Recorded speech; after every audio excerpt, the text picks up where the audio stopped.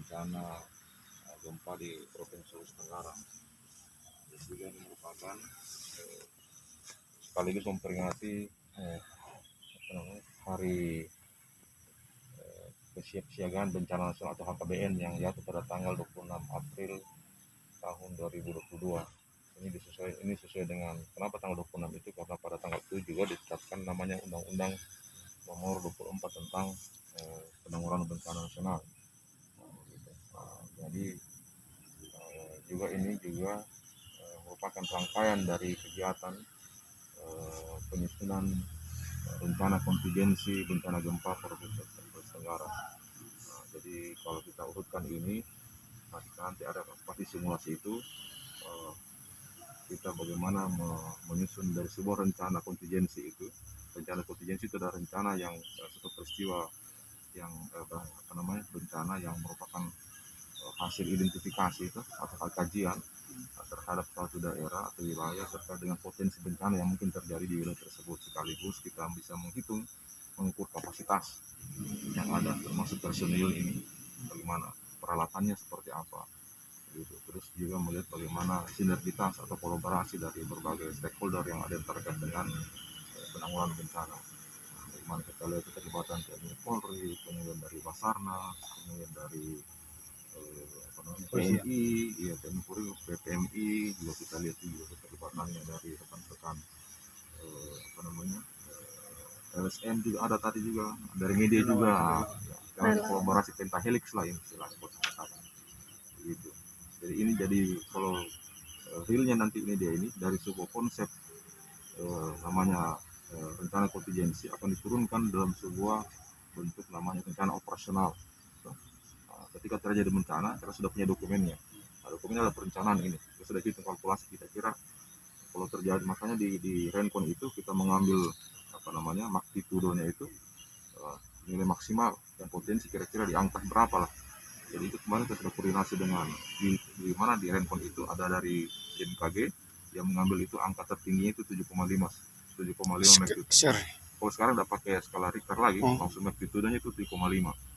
Nah, kalau 7,5 itu kira-kira dampak kerusakannya itu seperti apa?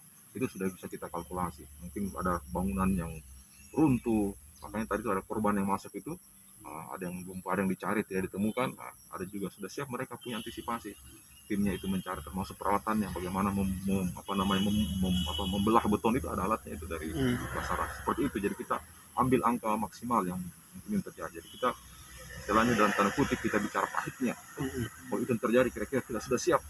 Itu seperti apa kita punya. Kenapa dilakukan itu? Supaya kita tidak kaku, tidak gugup, tidak sibuk percaya karena siapa mau koordinasi apa, siapa bertanggung apa, siapa mau berbuat apa, bagaimana koordinasinya. Itu inilah kita simulasi ini dilakukan untuk istilahnya betul-betul ini kita menyiapkan istilahnya kesiapsiagaan dini istilahnya gitu. Jadi nanti dari rencana kontingensi dia turun menjadi rencana operasional, kemudian akan turun namanya PO, perintah operasional. Jadi nanti itu akan ada dari mana laporan dari masyarakat tuh, atau dari kelompok terkait gempa itu, nanti laporannya ke dia punya sistematikanya tuh, itu laporannya nanti ada dihimpun oleh Kalaks ini, Kalaksa, kepala BPBD, kemudian kepala BPBD akan melaporkan kepada Sekda selaku ex officio kepala BPBD Sulawesi Tenggara. Jadi Sekda itu ex officio kepala BPBD. Jadi di sini ada kepala pelaksana Kalaksa, kemudian kepala BPBD, kemudian ada ex officio itu Pak Sekda selaku kepala BPBD Sulawesi Tenggara. Nanti Pak Sekda akan melaporkan lagi sama gubernur. Setelah nanti gubernur kemudian dari informasi tersebut juga dia akan mengundang semua Forkopimda untuk membahas ini situasinya seperti apa. Kemudian beliau akan menetapkan statusnya ini. Begitu. Statusnya ini bencana seperti apa tuh. Begitu. Kalau dari setuju Komnas Sikir, saya kira statusnya itu pasti istilahnya apa? Tsunami. Ya, ini kita skenariokan di ini 7,5 karena titiknya tidak di laut tapi di daratan, jadi potensi tsunami-nya tidak ada. Likuifaksi ada. Nah, likuifaksi kemungkinannya kalau saya lihat dari analisanya dari BMKG kayaknya tidak ada likuifaksi. Yang ada cuma gempa susulannya saja itu. Nah, kita antisipasi nanti di skenario itu juga akan dimunculkan. Di hari pertama itu ada gempa, kemudian akan diikuti dengan gempa susulan. Itu bisa. Kalau tadi skenario-nya itu 14 hari, masa tanggap daruratnya ya 14 hari. Jadi itu bisa nanti diperpanjang. Dilihat berdasarkan hasil kajian nanti, kajian dari tim TRC nanti, dia mengkaji kembali apakah ini sudah bisa dihentikan proses penanganannya tuh, penyelamatannya, atau mau dilanjutkan lagi. Itu dilanjutkan berdasarkan laporan, pamannya ada korban-korban yang belum ditemukan, itu bisa diperpanjang lagi berdasarkan hasil evaluasi itu. Jadi nanti ada PO-nya nanti, itu PO itu akan dibentuk namanya Satgas ANOA, sudah Satgas ANOA, ya, bersama di situ semua ada unsur semua. Kenapa ini diperlukan Satgas? Supaya sudah tidak ada lagi kelompok-kelompok lagi, semua bersatu semua, satu pintu semua di bawah Satgas itu. Namanya dikendalikan namanya oleh berdasarkan kan Pagub itu akan menunjuk siapa namanya IC-nya, insiden komandernya siapa nanti, apakah Danrem kah, ada Kapolda kah, penanganan bencana. Jadi satu komando nanti ada disebut namanya satu posko. Satgas itu nanti yang akan tangan, yang lainnya semua mengikut semua itu, semua unsur semua gabung di situ, jadi terkoordinir begitu. Yang kalau potensi bencana di Sultra memang gempa bumi yang kalau besar ya kalau yang sering kita hampir tiap tahun ya saya rasakan itu ya gempa bumi, karena kita kalau bicara sesar kita ini kan ada berapa sesar di sini, sesar Lawanopo, ada sesar apa lagi, Kolono juga ada berapa sesar lah ya, tapi yang paling kan sesar Lawanopo itu yang melintang dari Konai Utara sampai di mana ya, di pokoknya dia melintang di daratan tuh Lawanopo itu, termasuk dia di kota Kendari, di ujung kota Kendari, termasuk yang kejadian kemarin itu yang gempa di mana, di Konawe, yang di Soropia, itu juga sesar Lawanopo itu. Dan itu hasil kajian dari kajian rencana kontingensi gempa bumi yang ada di Konawe. Itu berdasarkan data yang ada, itu potensinya itu meningkat tiap tahun. Setelah 10 tahun terakhir itu dia naik dari 2, 3, begitu kan kemarin 5 kan, 5, itu masih akan naik selama 10 tahun terakhir, itu akan naik. Makanya kita prediksinya itu, ini kan kita prediksi itu dari BMKG, proyeksinya sampai 7,5 itu. Jadi potensi tsunami ada. Potensi tsunami kalau Lawanopo tidak ada. Tidak ada. Cuman besarnya itu ya, besarannya. Hanya kan kita tidak tahu ini istilahnya dampaknya ke sesar-sesar yang lain ya kan, begitu. Karena ada berapa sesar yang melintang di situ, kita tidak tahu lempengan-lempengan yang lain yang ada di ujung Moramo itu semua. Itu kan kita yang di laut itu kan bisa aja potensinya ada. Gitu. Bisa ada penegasan untuk masalah tidak khawatir pada saat gempa. Ya, saya kira himbauan kita juga, makanya kita selalu dihimbau juga, ini upaya-upaya pemerintah melakukan namanya sosial edukasi gitu, termasuk di sekolah-sekolah, kemudian di masyarakat gitu, supaya mereka paham ketika terjadi gempa apa yang mesti dilakukan, tidak panik. Apa upaya pertama? Yang pertama yang jelas, penyelamat pertama adalah menyelamatkan jiwa. Itu yang tujuan pertama. Jangan pikirkan harta benda semua, selamatkan dulu kita punya diri, jiwa dulu, nyawa dulu yang pertama diselamatkan, baru yang lain-lainnya. Jadi nanti diajar ada tekniknya tuh ketika terjadi gempa, di mana berlindung ke anak sekolah gitu ya, utamanya kalau bangunan-bangunan yang tinggi, karena banyak sekolah sekarang kan yang lantai 2, lantai 3 itu harus disosialisasikan. Nah, karena kita di daerah yang rawan gempa gitu.